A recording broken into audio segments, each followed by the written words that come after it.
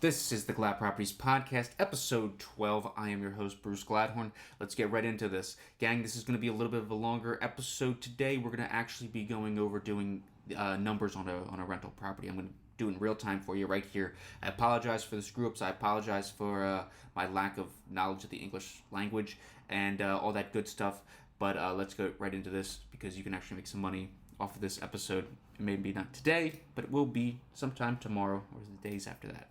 So first thing we want to do, we want to make sure, and obviously we should have done this before, we've connected with the lender. We are good to go. We can afford to buy a investment property based off of the numbers that we have. We have cash in the bank, and we have pre-approval. We have good credit, and there's space in your debt-to-income ratio. All of these things can easily be defined by a mortgage lender that you can call whenever you want. I can get you 1,000 mortgage lenders. Doesn't matter. So we've already done all this. So let's just say that you, the first-time real estate investor, are pre-approved for a $200,000 property at an interest rate of 6% for the next 30 years. We don't have any taxes on the property yet because we're just simply getting the pre-approval. It's a 15% loan. That's the lowest you can get a investment property for that I know of on a conventional loan. There may be other tricks and tips. There always is another trick or tip. So if you have a trick or tip to add, please don't hesitate to add that. Tell us or email us or whatever. People are always eager to learn, especially in the real estate space, because you can't know everything. So just to float that $200,000 home value, you're going to need about $1,000, $1,100 a month to float that. Just the note, not the taxes, not the insurance. That's okay. For a 30-year conventional mortgage at 6%, that $1,000 a month in 30 years is going to be peanuts. It's going to be peanuts. I wouldn't even worry about that $1,000 payment for $200,000. That's absolutely nothing. Because what you can do is you could probably make $1,800 off of a property that you purchased between $150,000 to $200,000 in any medium-sized market in the United States of America. It just is what it is. So you're cash flowing about $700 right off the bat, and if you increase your rent by $50 a month for the next 30 years, and your home value increases by whatever percentage a year, by the time that note falls off in 30 years, you're gonna be over $3,000 a month in rent. And you're going to have all that home value, which you can then wonderfully refinance, sell it back to the bank, pull money out that way. We'll talk about that later. That's a different situation. That's a different, a refi, cash out refi is a different situation. Let's just get our feet wet and put them in the water. So we're going to take that $200,000 and we're going to go to the great state of Pennsylvania on Zillow. I just happen to be in PA, so we're going to use PA. If you don't like it, whatever. So let's remove all these boundaries, and I'm scrolling over the great city of Allentown. Allentown has a lot of rental properties, and you can get them for a fairly reasonable price. So what we're going to immediately do with that $200,000 is we're going to break it in half. What can you get for $100,000? What we want to do is we want to maximize any pre-approval that we have left, because if we see a home for $100,000, you buy a home for $100,000, you may be able to get a very similar home at that price. So you're buying two homes with one pre-approval or an updated pre-approval as you go throughout the process. Remember, it's going to be 15% to close on the note. You have your closing costs and your conveyance costs, which your conveyance is wrapped up in your closing costs, but you have other fees and stuff. So it's not just 15% for the mortgage. Please keep that in mind. Your lender is going to be able to walk you through that and put you in the best position for success. So I'm seeing some lots, I'm seeing some land, I'm seeing some boom, boom, boom, some stuff we're not really interested. What we are interested is single-family residential homes. Not coming soon, not for auction, not foreclosure, not by owner, not new construction, by agent. If this is your first one, you really should be using an agent. When you use an agent, you have legal protection. I can't stress this enough. When you use an agent, you have legal protection. When you use a lawyer to convey property, you have protection, but you don't have somebody that can break down the offer or the deal for you. You have somebody, when you use a lawyer, that can interpret the contract and explain to you what it means, which you most likely already know because you obviously have to sign an affidavit that you are of sound mind to buy this home. So if you don't know what it means, you should be asking, not just saying, okay, yeah, whatever. It doesn't pay to seem smart in real estate. It actually costs you a lot of money to pretend to be smart and then find out you're an idiot. Don't make that mistake. So when do you use a lawyer versus when do you use a realtor? Use a realtor until you can do the deal yourself. Then use the lawyer. That's it. It's that simple. Until you can do everything yourself, you use, the realtor. When you can, use your lawyer. The lawyers, the fees are generally the same. Whenever you're buying, you really don't pay the real estate agent. The price is in the listing contract. A lot of people say that you could get money off for a rental property if you just go unrepresented and do it yourself. But unfortunately, in most states, at least the states that I am licensed in, that is states, you will never convince a listing agent to drop their commission because they're handling both sides of the transaction. They don't have to. It's never going to happen. And if you think that you're going to strong arm an agent, you're out of your mind. You're out of your mind. You unfortunately do not have the conversations that we have with other people on a daily basis. So enough of that. Let's get right to this. So right here, first thing I'm seeing, 4 days on the market, $99,000, 2 beds, 1 bath, 1,200 square foot home, Allentown. Our company has a home like this. Not like this, but this is a very similar property to what it is that we actively manage. It's a little bit more updated in some ways. It's a little less updated in other ways. It seems like a very budget-friendly rental property. And, built in 1875. But it is a brick exterior, so that's good that's better for your insurance, but it is built in 1875. You have to keep that in mind when you're looking at a property. When was it built? Are you capable of fixing this? Do you have the phone numbers? If you don't have the phone numbers, send us an email. We'll get you the phone numbers. That is what we do. So I'm seeing eat-in kitchen, nice cabinetry, washer dryer in unit. Probably not the most convenient location, but washer dryer is in unit. That's good. Tenants want that. I'm seeing some work that needs to be done. The basement, it probably has a smell just by looking at it.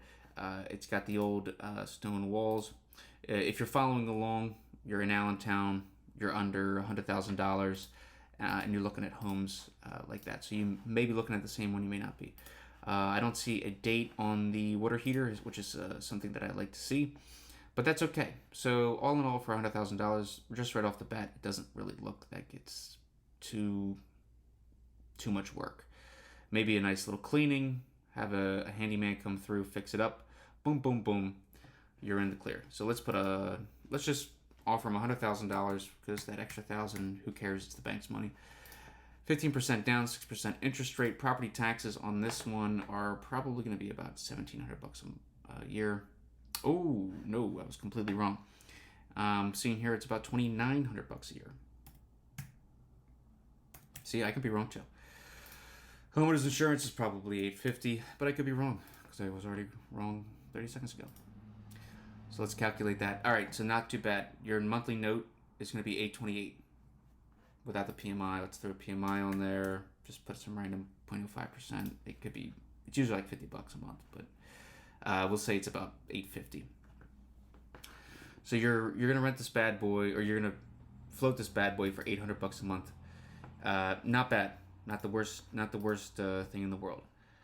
But you do have to consider this is a 2-bed, 1 bath. So you have, at most, 4 people that can live in here legally. And you may not be able to find somebody that wants to rent this place right away. So you may have some pricing adjustments to make. So let's just go back to not for sale. Keep the map over the same area. We'll go to rent. For rent, no min, no max, home type, 93 homes in that area. Now we start to narrow it down. Bedrooms, 2 bedroom. Bathrooms, 1. Okay. Home type is going to be a house or a townhome.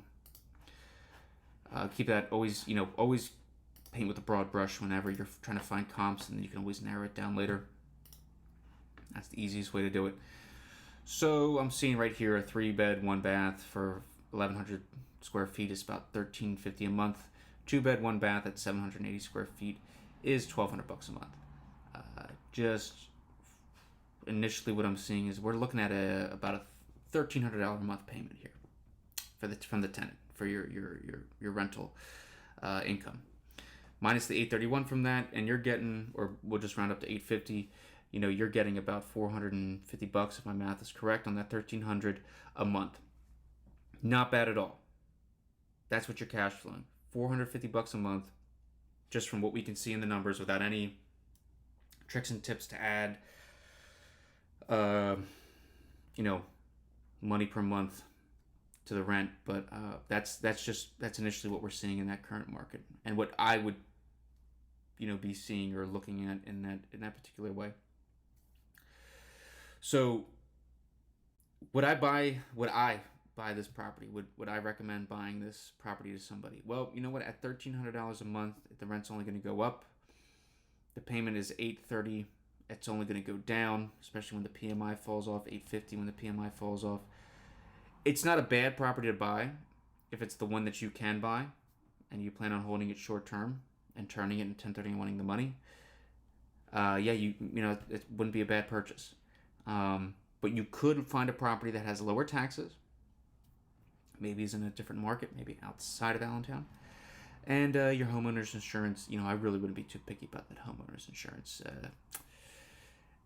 If it's $1,000 for $100,000, ask what you're paying for. But $850 for $125, $150, $200 even. I mean, that's pretty standard, and that's a year, not a month. So don't worry about that, y'all.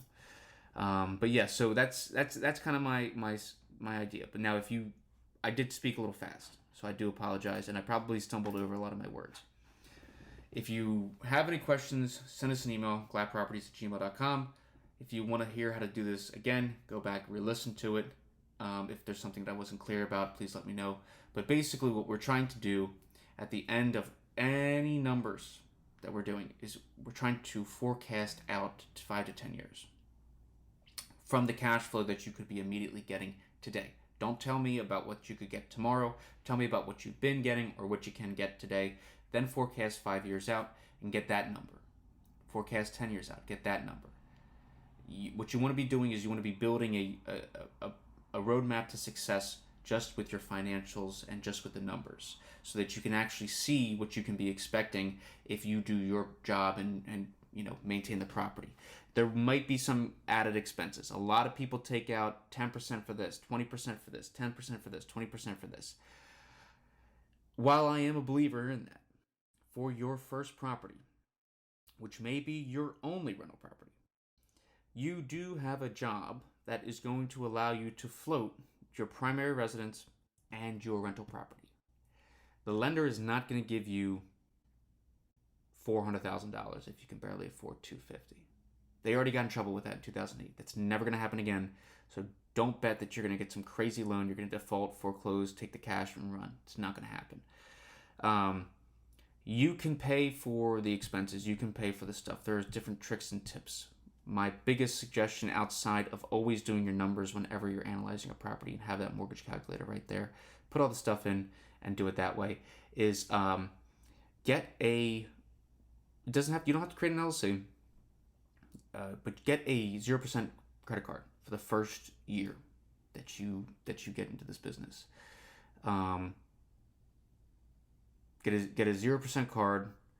And then if you use it, great. If you never use it, cut it up and let it fall off your credit report. But what you want is you want to be able to swipe a card and say, like, okay, I can't pay all, $2,500 of this situation right now. I'll pay $1,000 right now. Put the other $1,500 on the card. Sure, it sits on your credit report. You pay it off a little bit over the years. It's fine. It doesn't matter. When you get into the real estate investing game and you're worried about your credit, you're worried about this, you're worried about that. You have a different requirement from the lender. They're not going off of your regular credit, your income. That stuff is for people who have one house or no houses. When you're a real estate investor, you're a business person. The bank is going to have a completely different series of requirements and basically information that they're going to need from you to make sure that you're a good person to handle their money. But we will discuss that later on. I hope this helped out a little bit. Apologize for going way over time. But you enjoy your day. Stay safe out there, gang. And until next time.